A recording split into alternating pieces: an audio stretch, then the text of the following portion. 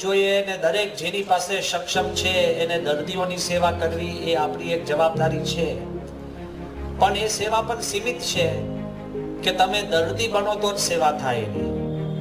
સ્કૂલમાં પણ તમે પછી 70 વર્ષે પછી પ્રાઇમરી સ્કૂલમાં જાઓ કે શાળાના સ્કૂલમાં મારે ભણવા જવું છે, બહુ સારું દેખાય નહીં. સ્કૂલ પણ અમુક વર્ગ માટે જ, અમુક ઉંમર માટે જ સેવા હોય છે. દર્દીઓની પણ અમુક વર્ગ માટે જ સેવા હોય છે. કોઈ કે અમે IIM બાંધીએ ને IIT બાંધીએ, એ પણ સારી સેવા છે, પણ એ બૌદ્ધિક બુદ્ધિશાળી માટેની જ સેવા છે. પણ મંદિર એવી વાત છે જેમાં ગરીબ આવે, તરવંગર આવે, બીમાર આવે, સ્વસ્થ આવે, ભણેલો આવે, અભણ આવે, IIM વાળો આવે અને લેશ માત્ર ભણેલા ના હોય એ પણ આવી શકે, કારણ કે મંદિરના દ્વાર બધા માટે ખુલ્લા છે. આ બહુ